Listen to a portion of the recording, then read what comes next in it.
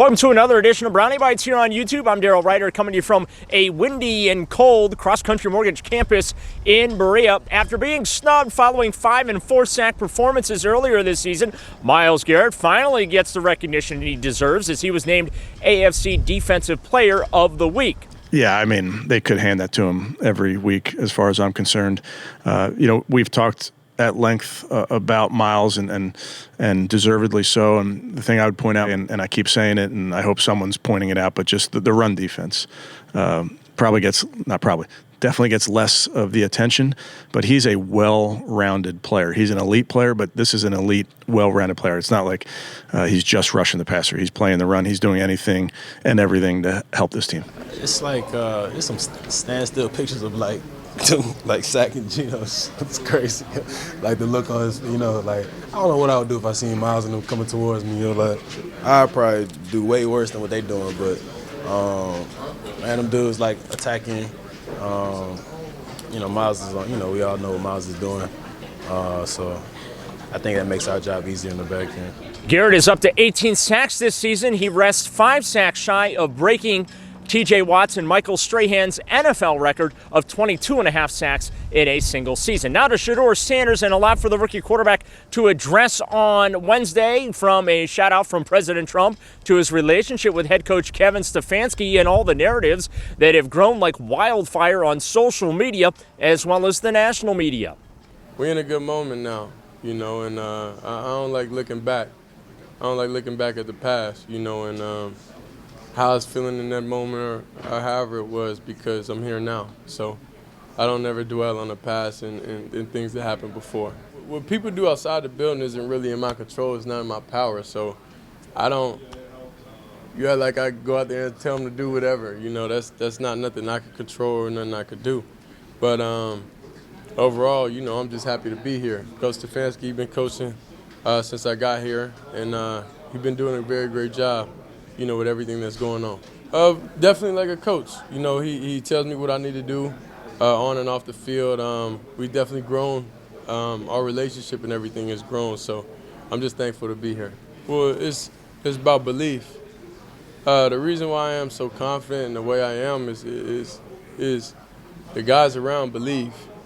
So that's what's most important within having a team, within having an offense, within having to have a spark. You got to have guys that believe, so and I'm fully confident in myself throughout everything, and I'm confident in my team, and I'm sure they confident in me also. Well, I'll say I'm definitely not comfortable though, so that's first and foremost, that I have another opportunity to go out there. But in life, you got to understand how quickly things come or how long it comes. It could be taken at any point in time. So I'm never comfortable in a situation I'm in. I always want to exceed expectations, and I always want to grow. And each and every week I will want to put a better product of myself, be a better version of myself for the team to be out there. Yeah, he definitely been a supporter, for a minute. So I'm just thankful for him from, even taking time out his day to be able to speak out, and support. Sanders' energy in Las Vegas could be felt. It's no surprise they won the game 24-10. Obviously, his dad is, one of the best players ever, and he's been in the limelight his whole life. And I think people have been curious since he was in high school what he's going to do at college, where he went to school, all those things. So it's an experience that people want to be a part of. And then I think his personality, he has that a little bit of excitement that comes with it. And, I think the plays he made, you win a football game, like we've been fighting to win on the road, like all those things add up. And we just want to continue to grow around him and help him, as much as we can. Yeah, I think those big plays we saw, I think we had 3 pretty explosive pass plays, which we haven't had in a few weeks, were huge for us. Obviously, one got us way down there. One scored a touchdown, and one obviously fumbled, but it was still a big play. Like, you saw the shot play potential. And anytime, like, as an offense, you're kind of struggling, 40, 50-yard plays are going to help the offense out. And I definitely think that was something we've been missing. So it was a big part of it, and I think it led to a couple scores for us. No, that for sure gave us momentum. That was like third down. It was third down, so we needed that. It was like 52, we needed that. So we got it. It gave us momentum. We got down there. We scored a touchdown. Now it was up, 7-zip? So, hey, we need that. Yeah, I think that dude, man, Shedeur got like, a crazy fan base. He got the spark, the stardom, and all that, and he's popping it right now. So I just tell him keep popping it, man. Keep doing what he's doing, and we got you on defense. So we're gonna get you that ball back, and keep riding that energy, man, because we need it. And on defense, I feel like we've had that energy for the past couple, years. Like, obviously new faces on offense. Like, Chubb didn't really say much, but he was still making plays. Flacco wasn't saying much. But, new guys like Q hyping the crowd up, taking his helmet off. Shedeur, same type of energy. I think that's going to be good for the team, hopefully contagious. Now the question is, can it translate to a second straight victory? That'll be another question as San Francisco is a little bit banged up this season. Dead last in sacks here in 2025 with just 13, but don't let that fool you into believing that Sunday's game is going to be easy. This defense and Coach Saleh's system and our system share a lot of DNA. Their defensive line coach, Chris Kuceric, who does an outstanding job, was with Coach Schwartz when they were in Detroit together. So there's a lot of things that they do similar. And I'd say the number one thing that I think you'd see on tape is how hard their defense plays and how relentless their defense plays. And that's something that's obviously part of both teams' defensive identity.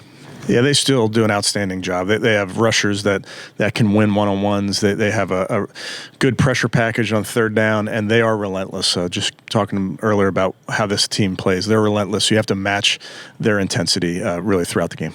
When you have players that can escape the pocket and make big plays down the field, naturally there are going to be times where you then expose yourself to a pass rush. So that balance of finding the completions when they're there and you can make plays from the pocket, and then also still having that ability to break the pocket, break contain, move up in the pocket, all those type of things where some big plays lie when you do that. I feel like it'll be fun. I feel like it'll be very fun. You gotta understand right now, I'm in grind mode, mentally understanding how to attack this defense that we're going against, and they're a great team, they got great coaches, everything, but that's where I am mentally right now. They're a well-coached team. Honestly, they rush the passer very good. They're great in coverage. They have great disguises overall. They know how to get pressure to the quarterback. So they're a great all-around defense. We know they're gonna have some different, cooking for us. But just going out there, even having this opportunity, to go out there and study them and be able to go on the field is cool. It's very cool.